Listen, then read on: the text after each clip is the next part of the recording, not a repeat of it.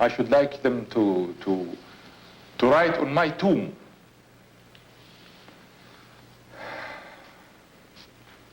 He has lived for peace, and he has died for principles. Anwar Sadat, peacemaker of Egypt, killed in a military assassination. Tonight, in a special extended edition of Nightline, we'll focus on what lies ahead for Egypt, for the Middle East, and for the United States. We'll talk with former President Jimmy Carter, with former Secretary of State Henry Kissinger, former CIA Director Richard Helms, with the Israeli Ambassador Ephraim Evron, and with contributing analyst George Will. We'll have a commentary from ABC's David Brinkley and a remembrance of Anwar Sadat from Barbara Walters. This is an expanded edition of ABC News Nightline. Reporting from Washington, Ted Koppel.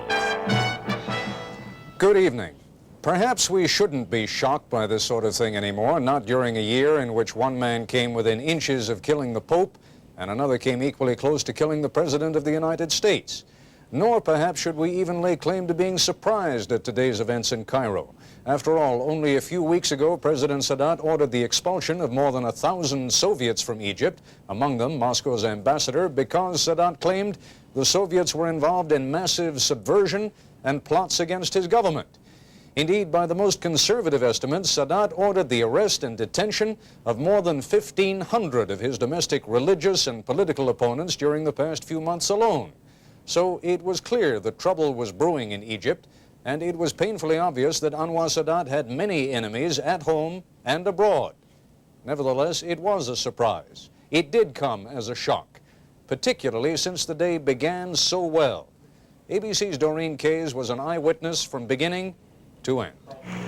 President Sadat had motorcaded to the parade site from the Defense Ministry, which was a couple of miles away. He arrived. He was dressed in a new military uniform none of us had ever seen before. This was a brand new one. He seemed to be in an upbeat mood, and it was going to be a festive parade. There was a lot of U.S. military, a lot of U.S. arms that had never been on display before, and he was very proud to be watching this. Things were progressing nicely, and the parade was almost halfway. We were halfway through the parade. There were jets roaring overhead in a very low fly path, a rather frightening one, when suddenly a grenade was thrown. It took seconds to realize that the bullets were for real. A spray of bullets aimed directly at the Egyptian President, the Vice President, the Defense Minister, and their entourage. Utter pandemonium broke out.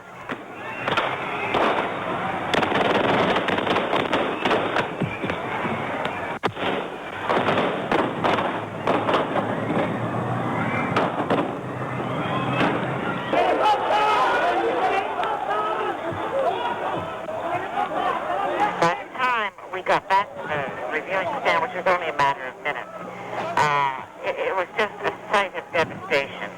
President Sadat was nowhere in sight. He had obviously been removed by helicopter immediately and taken to the hospital.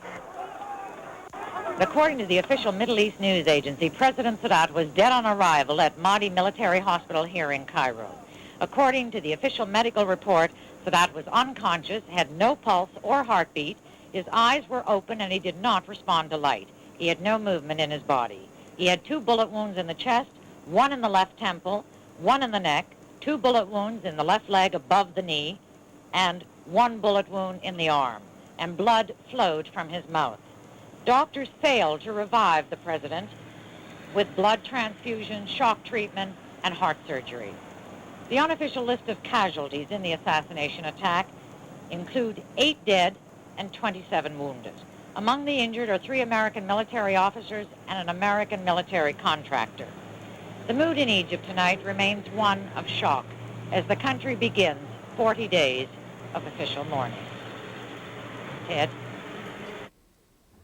Been a great deal of speculation today about who was behind the Sadat assassination plot, and although nothing is known for certain, correspondent David Ensor has a report on some of the suspects. It's a question that is haunting U.S. intelligence officials. Sadat's killers, they believe, were discontented Egyptians with obvious help from supporters in the military. But those Egyptians may have had foreign help. A prime Egyptian suspect is a man named Syed Eddin al-Shazli, a former Egyptian chief of staff of the military, who in 1978 established an anti-Sadat front based in Syria, a group which is in fact one of the two claiming to have arranged for the murder. The Shazli group has backing from Libya's Colonel Gaddafi, a sworn enemy of Sadat, as well as from Yasser Arafat of the Palestine Liberation Organization, and from Syria's President Assad. Another suspect is a man named Abdel Salam Zayat, a former deputy prime minister arrested among 1,500 others during Sadat's recent crackdown on dissent. Egypt's government newspapers said Zayat was a Soviet agent of the KGB who had recruited a group of Egyptians, codenamed the Swamp, to bring down the Sadat regime at any price. In the coming days, U.S. intelligence will prepare an assessment for President Reagan on what evidence there is of Russian or Libyan or other outside involvement. That assessment could affect future U.S. foreign policy dramatically. But officials stress Sadat's courage earned him many enemies. We may never know for sure who ordered his death. David Ensor, ABC News, Washington. One of those mentioned by correspondent Ensor, former Egyptian Chief of Staff Sa'adeddin El-Shazli, appeared on Libyan television tonight, urging the people of Egypt to overthrow the government left by Sadat. General El-Shazli did not himself claim responsibility for the killing, but an anonymous phone call to news agencies in Beirut said the assassins were members of a group headed by El-Shazli. It is not surprising that the first call for the overthrow of Sadat's political heirs should come from Libya. ABC's Carl Bernstein has a report on the long-standing enmity between Sadat and Libyan dictator Muammar Gaddafi.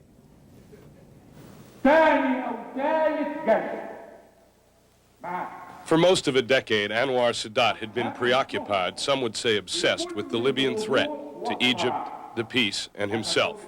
He was convinced that Muammar Gaddafi wanted him killed, so convinced, according to American officials, that on several recent trips abroad, Sadat's plane was secretly protected by American AWACS on orders from the White House.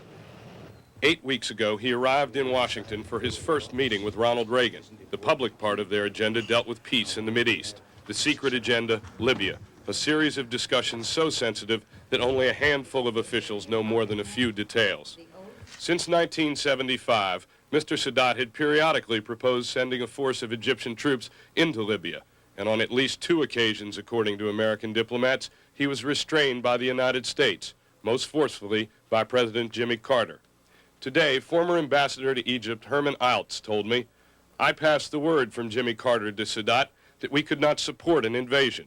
The rationale was that it might not succeed, that the Carter administration could have good relations even with Libya, and that Congress would never approve in the era of post-Watergate reform." Alts was ambassador from 1973 to 1979. Many times, he said, Sadat talked about Gaddafi trying to kill him, described one or another Libyan assassination team picked up in Egypt. Indeed, Gaddafi publicly proclaimed that Sadat would be struck down, and today he was exultant. Last month, Sadat had canceled a visit to Austria after an assassination plot and stockpiled arms were discovered by authorities there.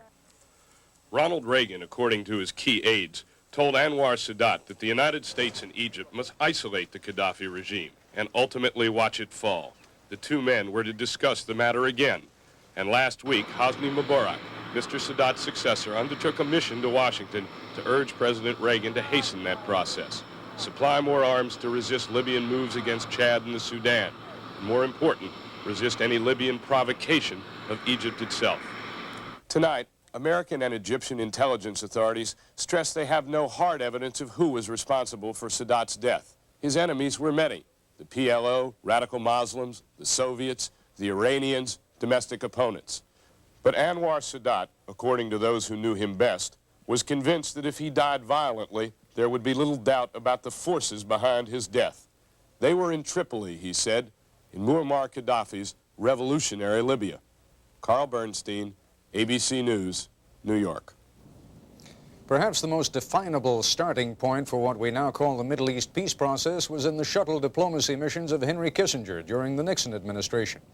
Former Secretary of State Kissinger is standing by live now in our New York studios, and in our Washington studios, former CIA Director Richard Helms. Secretary Kissinger, what Carl Bernstein referred to as President Sadat's obsession with Libya, with Muammar Gaddafi, justified, do you think? I think it is justified. I wouldn't ascribe it to any particular plot. I would say that there has been a movement towards radicalism, a increasing reliance on violence, unopposed by the moderate forces, which created a climate in which a particular order didn't necessarily have to be given. But if one wants to pick a symbol of who represented this, one would certainly pick Gaddafi. Mr. Helms, we also heard during one of these earlier reports that the intelligence community now is going through a long process of analysis so that they can presumably report to the President on what happened, why it happened, who was behind it. Can you give us some insight to how that process takes place? Yes, certainly. The first thing that happens after a crisis of this dimension is that the intelligence community goes on a kind of alert. In other words, it becomes sensitized to anything else that might be happening in the world. For example, if there was a conspiracy involved here, the assassination attempt today and the killing of President Sadat might very well be a feint, a cover for some other military operation that might take place elsewhere while the world's attention is distracted. The thing that comes most readily to mind is that Libyans and the people in Chad might very well have decided to attack the Sudan, since they know very well that the Egyptians are very concerned about the status of Sudan and its relationship with Gaddafi. All of these things, therefore, immediately come to mind as possibilities, and every aspect of the intelligence community is working on trying to find out any tie that there might be to these events of today. Now, that will occur particularly in Cairo itself, where a genuine effort will be made to find out who was behind these men in military uniforms that did the shooting. I would say for the future of the Middle East peace process that it was to be hoped that these men acted alone, because if they were a part of a conspiracy, it will make things very difficult in the days ahead. Dr. Kissinger, what's your assessment? Do you think they did act alone? Is there any way that one can deduce from what has happened today and the manner in which it occurred? Well, it seems extraordinarily unlikely to me that a military unit of 7 men gets into a parade of elite troops without some high-level collusion, at least within the Egyptian military. But I don't really think that one should concentrate on whether a specific plot was hatched in Tripoli which culminated in the assassination. I think one has to address the general climate in which a little country of 2 million like Tripoli engages in terrorist activities from Northern Ireland to the Philippines, from Morocco to Saudi Arabia, and in which its votaries can always count on training and material support. And so to me it's really a secondary question whether this particular plot was in every detail developed in Tripoli. It reflects a climate of growing radicalism in the Middle East, which for too long has been effectively unopposed, and which has put the people who stood for peace and moderation and for friendship with the West into increasing jeopardy. That seems to me to be the real issue. But now, is it not true that Anwar Sadat on many occasions wanted, in fact, to invade Libya, and that the United States apparently was a restraining force? Why then? Well, the United States was not always a restraining force, and I think you showed a segment in which the restraining force was identified earlier in your program. Well, then let's talk about the administration that preceded that. During your term of office, for example, did President Sadat ever suggest that he wanted to invade Libya, and what message did the United States give him at that time? Well, during my period in office, we had first to complete various disengagement processes and to settle the remnants of the Arab-Israeli war. But I do not believe that President Sadat felt under insuperable, felt any major objection from the United States if he felt that Egyptian security required that he retaliated against Libyan pressures. Mr. Helms, what do you think the feelings of moderate Arab nations are on a day like today, I mean, do you think that they feel more or less confident of an association with the United States, that that is something to be desired or not to be desired? I don't know how one answers that question directly with a yes or no answer, but I would think that looking to the future, this might be an opportunity for the moderate Arab states to move toward Egypt and help to end the isolation in which Egypt has found herself since Camp David. At times of grief in the Muslim world, there is a tendency for people of like minds to rally together, and there is the possibility, I think, that this opportunity might be seized to be turned to somewhat more constructive purposes, so that the moderate Arab states could indicate to the new Egyptian government that they had support and were not simply pariahs in the Arab world. Final question, Dr. Kissinger, do you think that's likely? Do you think that the Arab states, the more moderate states, will now move toward Egypt at a time when Egypt looks weaker than ever? I think it is necessary to define what we mean by moderation, what the prospects of moderation are, what American policy will be, what the penalties will be for moderation, what confidence they will have in being able to carry through these policies without penalty.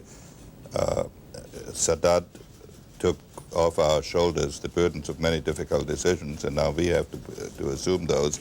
So it's very hard to answer this in the abstract. It won't happen quickly, and it won't happen without a clear-cut policy that defines the nature of moderation and the limits that we will put to radicalism. All right, Dr. Kissinger, Mr. Helms, thank you both very much indeed.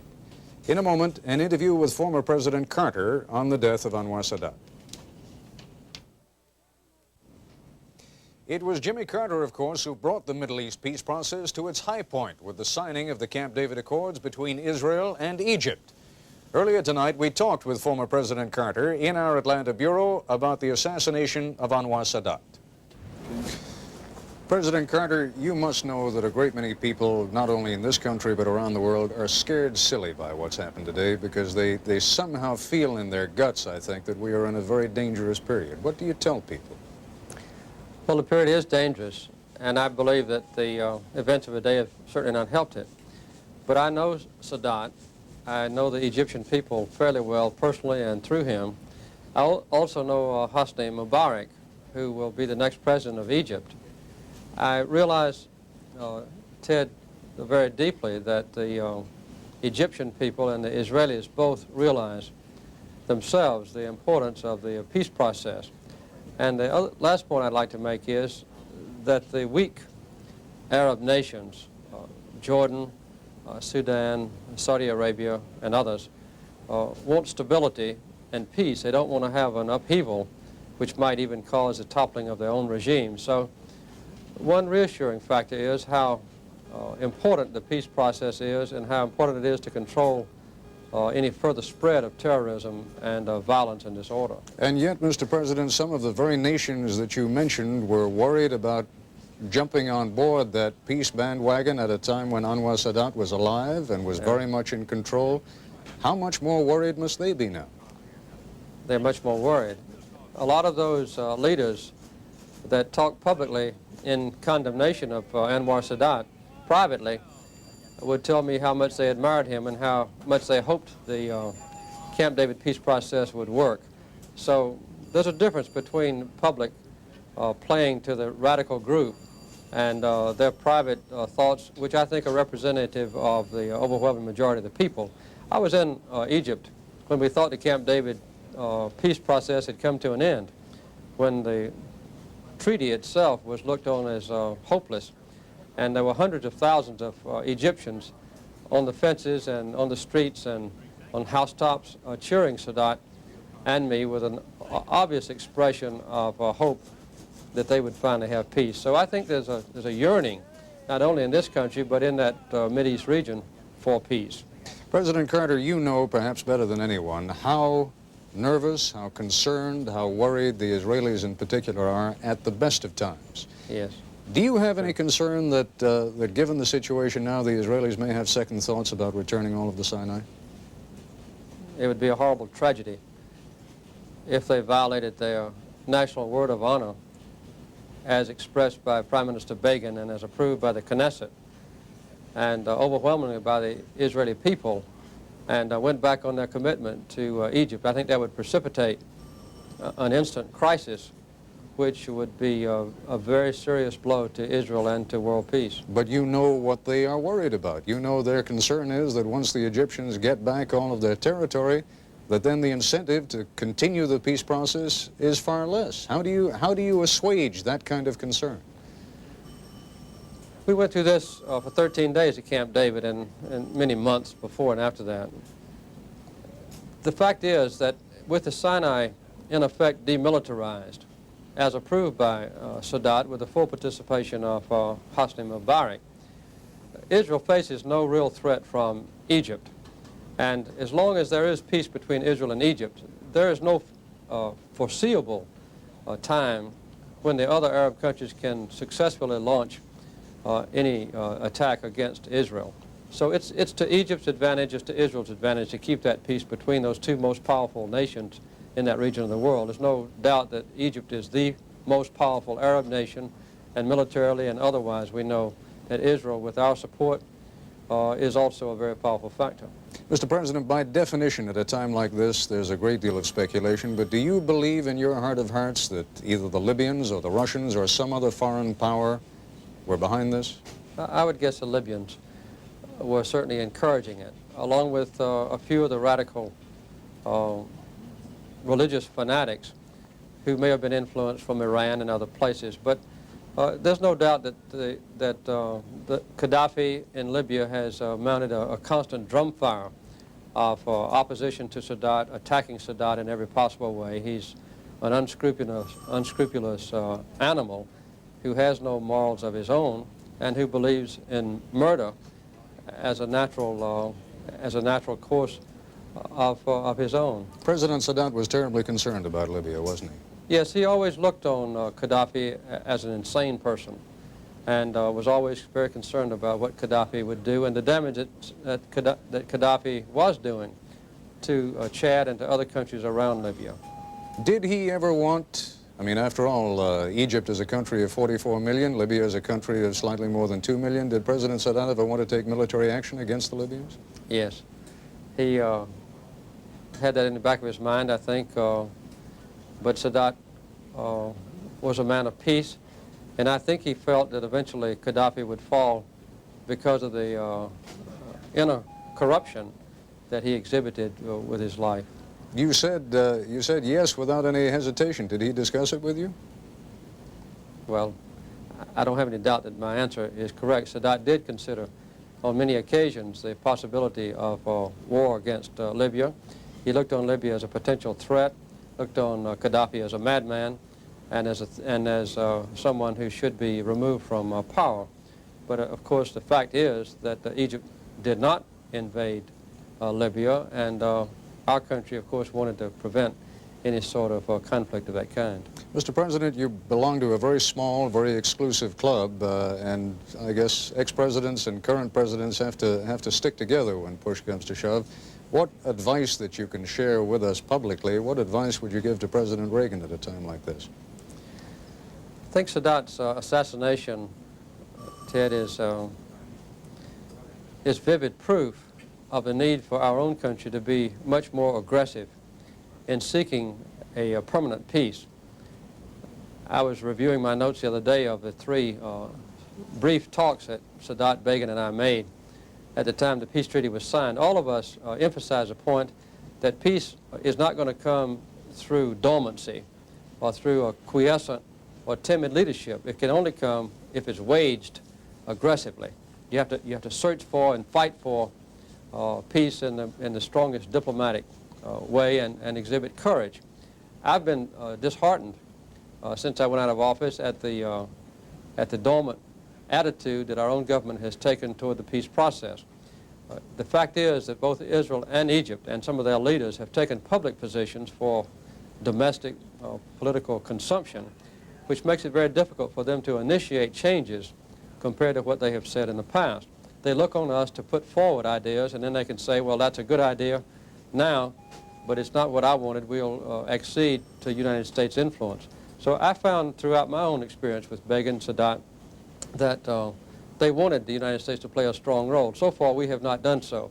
And I hope that now in the future, that with Mubarak and Begin eager to see the peace process continued, that our country will provide that stimulus which we did provide several years ago. Is that a role that the United States should be taking right now, or should Mr. Mubarak have an opportunity to consolidate power?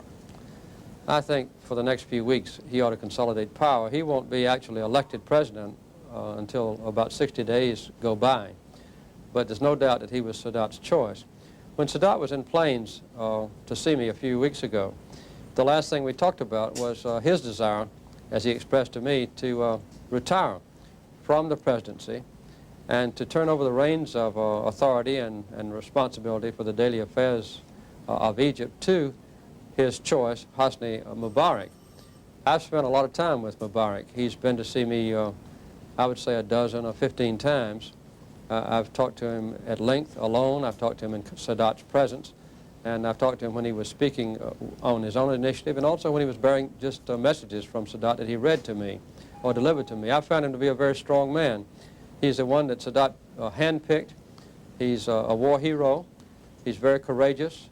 He's popular in Egypt, especially popular with the military where the real power lies. And I don't have any feeling at all, no fear, that Mubarak will be a timid, backward leader. I think he'll be bold. I don't think anyone could equal Sadat. I think I'm prejudiced about that, perhaps, but I have confidence in Mubarak.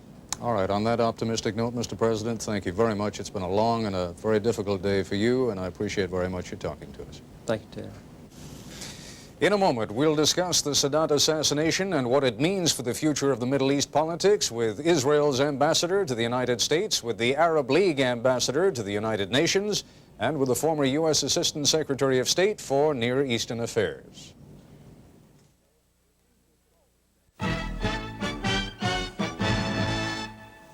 Aside from Egypt itself, there is perhaps nowhere in the world where the assassination of Anwar Sadat came as more of a shock nor more ominous for the future than in the state of Israel.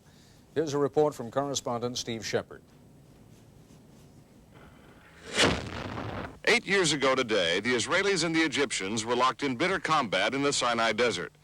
To Israeli Knesset member MENACHEM Begin, Anwar Sadat was a dangerous enemy. Tonight, Prime Minister Begin expressed sincere personal sorrow upon learning of the death of the Egyptian president. The people of Israel share in the mourning of the people of Egypt.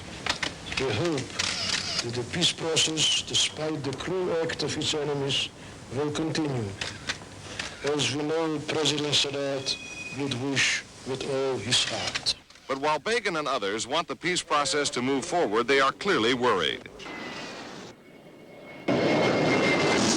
Israel is scheduled to close down 2 important air bases and finish its withdrawal from the Sinai Desert by this coming April.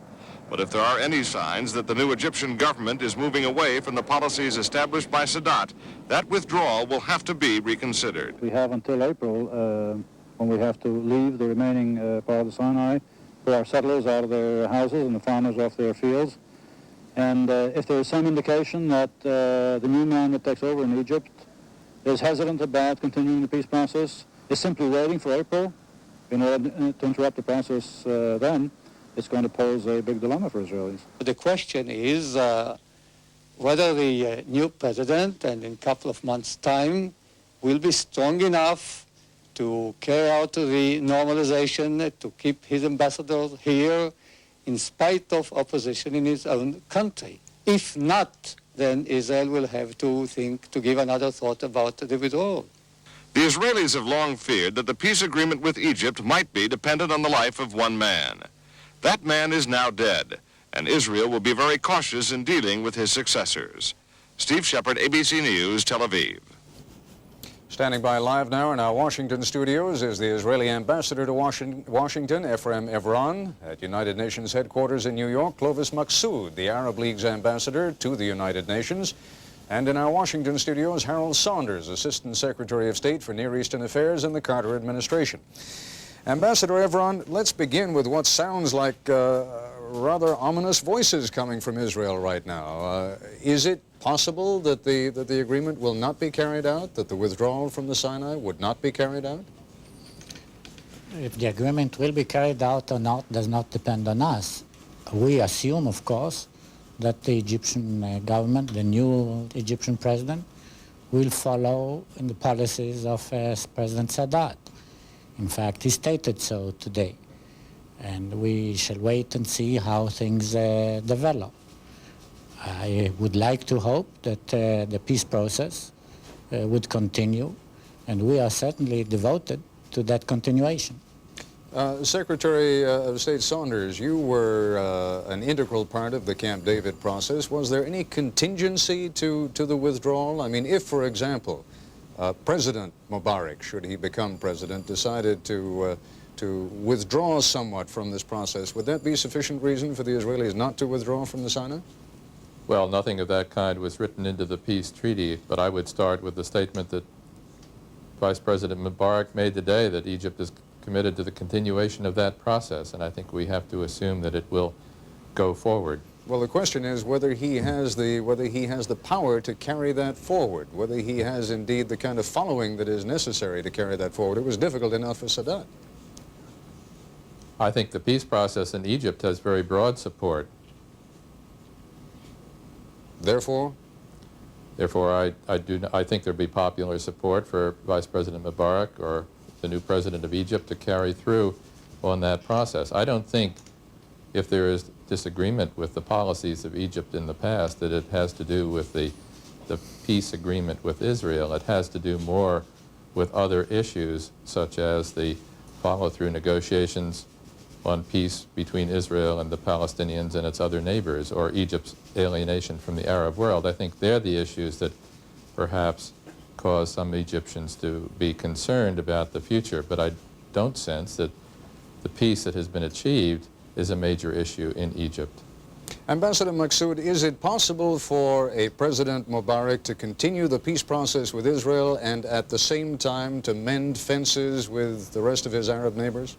Well, it looks to us that the word peace process has become a misnomer. I think it's an escapist term in order to cover up on continuity, because the lack of alternatives. It is very obvious that one of the compounding factors for the eroding popularity of President Sadat was the fact that when Mr. Begin met with Sadat last summer, and 3 days later the wanton attack on the Baghdad research facilities took place, at that moment it was obvious that the peace process was just a political fiction, and especially this was further proven when the whole Camp David agreements led, instead of an incentive for peaceful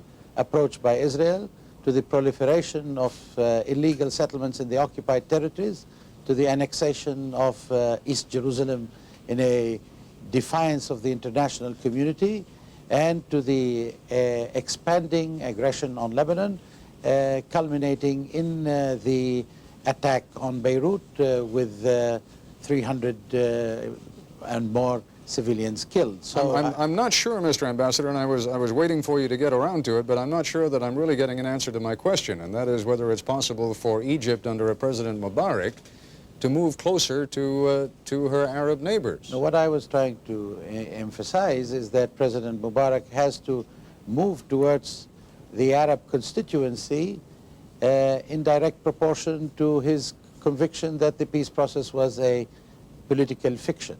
And if that were to happen, Ambassador Evron, what then would be Israel's reaction? Well, of course, I cannot agree with anything that Ambassador Maqsood has said. What he's been trying to say in his long reply was that he prefers to see the peace process come to an end or not to have developed.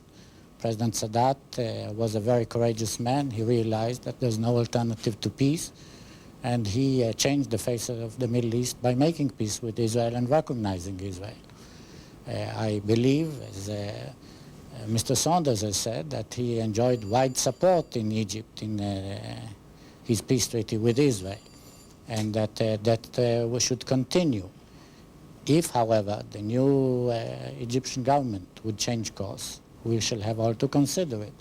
But I would hope that the American administration would encourage the Egyptian government to proceed with the peace process, with the Camp David process, would lend support to it, and would make it clear to the others who do not support it that they cannot hope for an American support.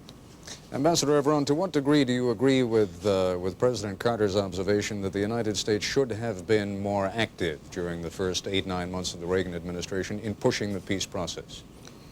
We have always pushed, if you want to use this word, for the continuation of the autonomy talks. We did not suspend them last year.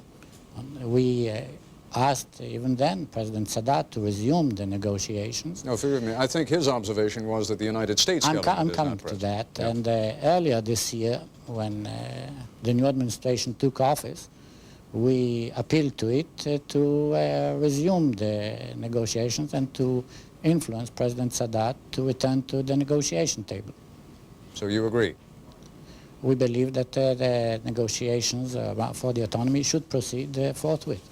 Ambassador Maqsood, what would be, do you think, the most productive path now toward peace in the Middle East? Well, it is obvious that the autonomy talks are becoming another waste of time, because autonomy is preemptive of independence, preemptive of the right of self-determination for the Palestinian people, which constitutes the central issue in the Middle East.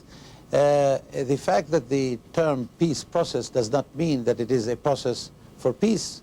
What has been advocated by the Arabs and by the international community is that the peace should be comprehensive, durable, and just. And in order to do so, the right of the Palestinians for self-determination should be the central and core issue in the overall approach to the Middle Eastern question. The whole problem with the Camp David agreements is that it sought to paralyze Egypt's presence in the Middle East in return to certain euphoric compliments that has been showered on the Camp David agreements, while the whole entire Arab national consensus, from what you might call throughout the ideological spectrum, has refused to adhere to it.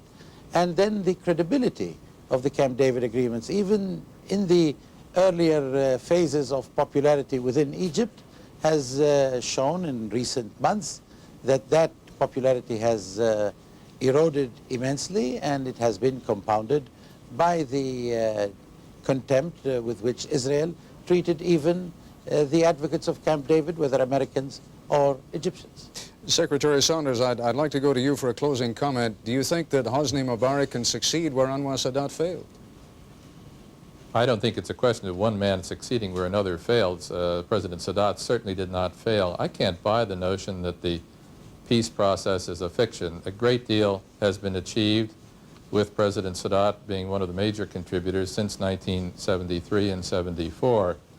What that means, however, is not that the peace process is completed. The peace process still has a lot to be done on it. It was never envisioned during President Sadat's life that the process was either perfect or had been completed. Therefore, the new president of Egypt has a job to finish, as do the Americans and the Israelis. And it seems to me that our commitment ought to be together to finish that process, to vindicate the courage of the men who have brought the process this far. It's not a fiction, it's a reality. It's turned the situation in the Middle East to a point where peace has been possible. It's been something people could visualize, experience, and even feel in the last 7 years. And the job now is to commit ourselves to its completion. And I would share President Carter's notion that we have to pursue that aggressively, and we have to wage peace. We can't just sit here and hope that it will happen. All right, Secretary Saunders, Ambassador Evron, and Ambassador Maqsood, thank you very much indeed. In a moment, we'll have reports from the White House and the Pentagon on the immediate impact of the Sadat assassination. President Reagan responded to the assassination of President Sadat with a public statement and immediate high-level consultation on what Sadat's death means for U.S. policy in the Middle East. Here's a report from White House correspondent Sam Donaldson. The news official, the first thing for the president to do was to offer condolences. America has lost a close friend, the world has lost a great statesman, and mankind has lost a champion of peace. Condolences offered, the next thing for the president to do was to look ahead. Senior national security officials arrived at the White House for a late afternoon meeting in the cabinet room to consider three things. Was there an immediate threat to Middle East peace that had to be met? What should U.S. policy be toward the interim Egyptian government? How could Washington help settle the new instability today's act injected into the Middle East? On peace, the initial assessment was that neither the Soviets nor militant Arab nations such as Libya would attempt military action. On the new Egyptian government, the initial assessment was upbeat. Only last Friday, President Reagan had met with Egyptian Vice President Mubarak in the Oval Office, the man who today, in announcing Sadat's death, pledged to continue his policies of moderation and of adherence to the Camp David peace process. On instability, one of the first points the president made was, as he told a group of senators, that it is more important now than ever to go through with that controversial proposal to sell AWACS radar planes to Saudi Arabia. He did indicate that this obviously is a way of strengthening the moderate conservative forces. No one would rejoice more if this sale were turned down than the radical forces in the Middle East. I've come to the conclusion if there's ever a time to support the President of the United States, right now is that time. And so I'm going to change, and I'm going to support President Reagan on the AWACS decision, and I hope that all my colleagues will consider doing that as well. Support your president was a theme Ronald Reagan was using today in the wake of the Sadat assassination. But now the AWACS sale has become just one small part of the equation. The Reagan foreign policy team is as yet untested in times of major crisis. If the Middle East should become unraveled, the AWACS controversy will seem like small potatoes. Sam Donaldson, ABC News, the White House. There was also a swift U.S. military reaction to the Sadat assassination. Here's a report from Pentagon correspondent John McWethy. Earlier this evening, elements of America's Rapid Deployment Force were put on a higher state of alert, both the troops and the aircraft that would fly them. Ships operating in the Mediterranean were also boosted to a higher state of readiness. Pentagon sources say it's designed to discourage any nation from trying to exploit the turmoil in Egypt, but it also underscores the grave uncertainty that now surrounds Egypt's future. For the U.S. military, the impact of Sadat's death could be severe. Last year, for the first time, American troops from the Rapid Deployment Force exercised in Egypt, the only Arab country that would have them. Another such maneuver was being planned in the next month or so, but it is now very much up in the air. Ras Banas is an Egyptian air base on which the U.S. plans to spend $100 million a year to build temporary housing for American troops. Permission for that project is based entirely upon handshakes between Sadat and Presidents Carter and Reagan. With Sadat gone, the future of this crucial forward base is uncertain. In the last 3 years, U.S. warships have enjoyed unimpeded passage through the Suez Canal, and American reconnaissance planes have freely flown over Egypt to keep track of the rest of the region. Both of these privileges are now uncertain. Egypt has more than $1 billion of weapons on order from the U.S., but with the exception of some old F-4 fighters and M-60 tanks, very little has been delivered. Sources say this has caused deep bitterness among factions of the Egyptian military who believe that Sadat never should have switched his allegiances to the U.S. from Russia. In an effort to win over some of these disenchanted military leaders in Egypt, and as a highly visible gesture to that country's new president, the United States is looking into ways to accelerate shipment of some of these long-delayed weapon systems. American military leaders want the world to know that although Sadat is gone, the United States continues to value Egypt as a friend that's worth fighting for. John McWethy, ABC News, the Pentagon. Standing by live now in our studios here in Washington is former White House Press Secretary Jody Powell. Jody, each of the past 4 presidents, and President Carter was no exception, has made a great thing of this close personal relationship with Anwar Sadat. Is it possible that too much was made of that too much reliance was placed on a relationship with one man? Well, I think you have to be very careful not to jump to conclusions such as that because of that close personal relationship. In none of these administrations, certainly not in the Carter administration, was American policy in the Middle East based entirely upon Anwar Sadat. President Sadat was a towering figure, a man whose very presence tended to dominate the scene, and because he was so courageous and moved so far, so fast, the focus was upon him.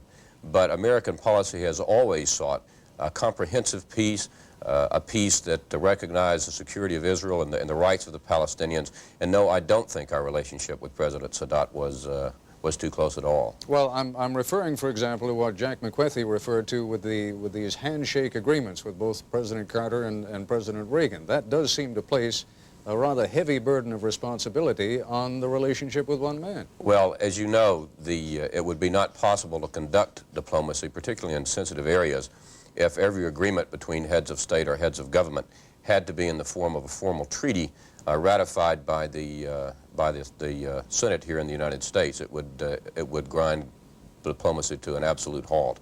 So these commitments, obviously when there is a change of leadership, we've just experienced one in this country, there may be some doubt, some uncertainty, but it's a mistake, I think, for us and for others who are interested in the peace process to begin now to send signals that we might be so concerned that our consideration is to pull back either in our role in the process or in the region, as opposed to a determination to move forward more aggressively. We can't control completely what happens in Israel, but certainly the wrong signals from us could be counterproductive in that political process that's going on there now. Jody, I'm sure you recognize the theme that Sam Donaldson reflected a moment ago, which he reduced to kind of a shorthand, namely the one of support your president. That is one that White Houses in general, or the administrations in general, fall back on occasion. Do you think it's going to work this time with regard to the AWACS package? That's very difficult to say. Certainly the last thing that we need, forget about Republican, Democrat, whatever, is a divisive debate and rejection of the president's proposal in such a sensitive region. And I would hope that we could have a period of quiet and lowered voices on this matter, and then if things look at the end of that period as they do now, that the Senate would move to support the president, which I consider to be a very worthwhile concept and something we probably ought to do more of, whatever the party identity of the president might be. Well, now, of course, the Carter administration also favored the idea of sending the AWACS to Saudi Arabia, but how do you respond to the question that is being raised by a lot of people now, namely that some of these governments are so fragile that there has to be an inherent danger in allowing sophisticated American weaponry to rest in their hands? There is no doubt that that is a very sensitive, chaotic region, and it has been for some time. It seems to me that the fundamental question is that if we recognize that fact, do we then withdraw and pull back, or do we move more aggressively to pursue our interest, which happen to be twofold, I think. One, the blocking of Soviet expansion, and two, and they are inextricably intertwined, a resolution of the Arab-Israeli conflict. You will not be able to do the first unless you are able to do the latter. All right, Jody Powell, thanks very much for joining us. When we come back, we'll have a commentary by David Brinkley and some reflections on today's events from contributing analyst George Will and Middle East specialist Marvin ZONIS.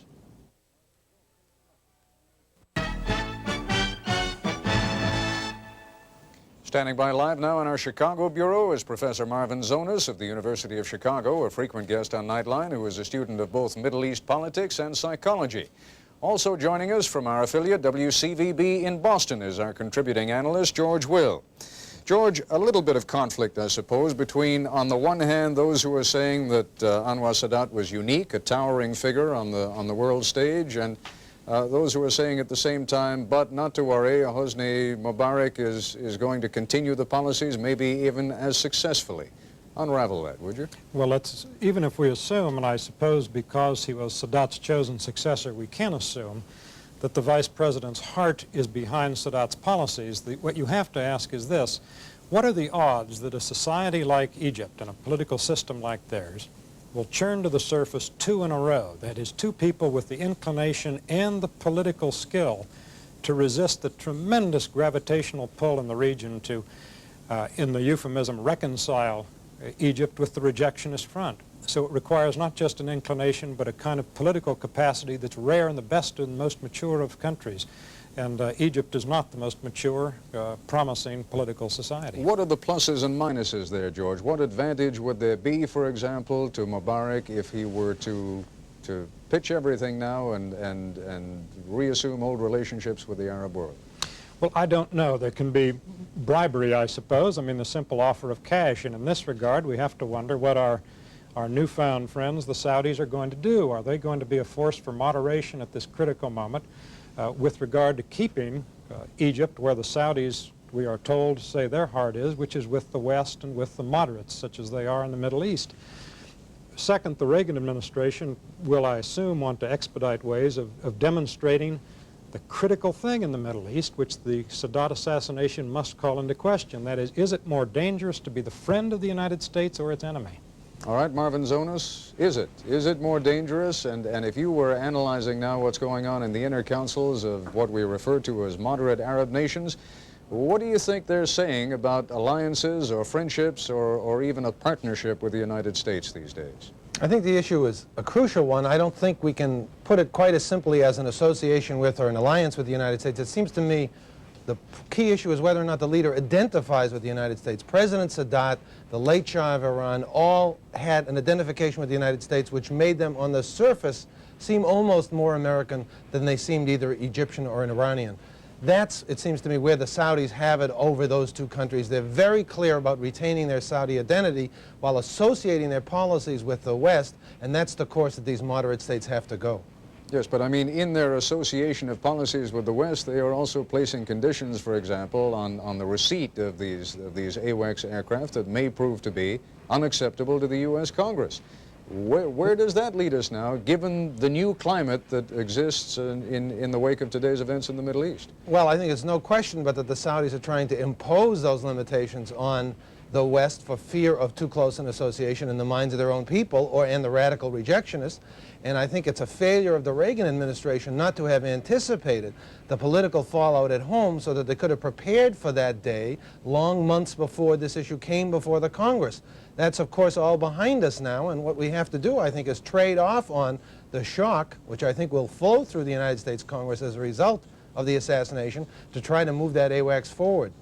George, you referred slightly disparagingly a moment ago to our newfound friends, the Saudis. They are not, of course, newfound friends, although a new emphasis has certainly been placed on that friendship. To what degree do you think that new emphasis undermined Anwar Sadat? I don't know, Ted, and I didn't mean to sound disparaging. I do think that the evidence about the genuine convictions and the real heart of the Saudis is mixed. There is no question that they continue to fund some of the extremist elements in the Middle East, this being rationalized as kind of protection money. We're supposed to say that's not their real inclination. This is one of those moments in the Middle East where people have to stand up and be counted, which is something the Saudis do not like to do and have not been pushed to do. Therefore, it seems to me the eyes have to shift now to the other of the so-called pillars of our strength in the Middle East. We had 3 going into today, now we have 2. We're down to Israel and Saudi Arabia. The fact remains that Israel has to look a little better and a little more important tonight because it's the only regime in the Middle East that cannot be changed by a bullet. Do you agree, Marvin, that we're down to 2? No question. It reminds me very much of the so-called twin pillars policy, which we had for many years in the 70s, except then the twin pillars were Saudi Arabia and Iran. We're now down to Saudi Arabia and Israel, and that's going to be more of a tightrope for the United States to walk than was Iran and Saudi Arabia. It conjures up an interesting image that you have twin pillars of an edifice with the pillars apparently pulling in different directions. What does that say for our alliances in the Middle East these days? No question. I think that they are pulling in different directions, and we have to ask the Saudis to be counted now that this is the moment of truth, but we can't ask them to be counted publicly. I think it's absolutely crucial that we not expect them to make a public declaration for their fear that assassination of their leaders, overthrow of the royal family, will be forthcoming. There are many other important ways that they can demonstrate where they stand, however. It doesn't have to be public. All right. Marvin Zonis, George Will, thank you both very much. Some further thoughts now on Anwar Sadat and his unique place in contemporary history from ABC's David Brinkley. Your average leader of a reasonably democratic country these days will hardly buy a pair of socks, get a haircut, or tell you what time it is without first taking a poll to see if he will have public support. But Anwar Sadat took a chance when no other Arab leader would. And if the same circumstances had then existed elsewhere in the world, it is not clear that any national leader, Arab or otherwise, would have done what he did. He made a deal with Israel and stuck to it at the cost of almost every friend he had in the Arab world and at the cost of plots, pressures, and threats on his life.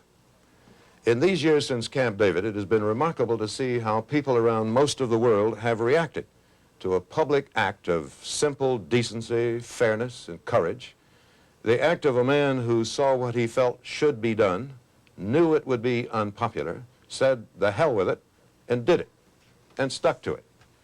Some of the praise we have heard today has been a little strenuous, and some of it may have sounded excessive.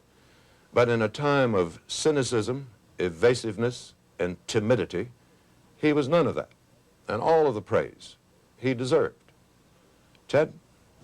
Thank you, David. In a moment, a personal remembrance of Anwar Sadat by ABC's Barbara Walters. ABC's Barbara Walters probably conducted more interviews with Anwar Sadat than any other journalist in the Western world as she followed his career through the events that led to his dramatic visit to Jerusalem, through the Camp David peace process, and the continuing negotiations that have followed.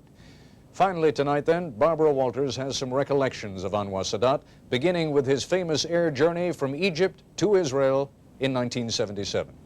I was among the few American reporters on the plane with President Sadat, and I asked if he would agree to do an interview from Jerusalem with Prime Minister Begin. Yes, he said, but not with the Prime Minister, alone. Still, when he got to Jerusalem, he changed his mind, and the next day, Sunday, November 20th, 1977, President Anwar Sadat and Prime Minister Begin sat down together, the first time an Egyptian and Israeli leader had ever done so. The two men obviously seemed to hit it off together. The interview had its humor, but it also had its moments of tension and disagreement. Will you invite Prime Minister Begin to come to Cairo? We shall be discussing this tonight. May I ask, if you do go to Cairo, since you have had these meetings, what you would expect to accomplish there, again, other than the psychological? No, we shall continue. I think we shall lay the foundation here in Jerusalem tonight and tomorrow. I think we started even yesterday night for serious, frank negotiations about all the outstanding problems. And then, if the President is gracious enough to invite me to Cairo, I shall continue that. Really, I'm planning to invite him to Sinai. Thank you, sir. To who? Sinai. Well, I invite you.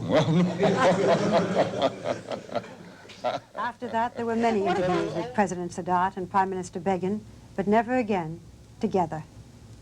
And then there were the shuttle trips, the arguments, the pleading, the disappointment, the disagreement, and finally, the Camp David agreement. At long last, peace.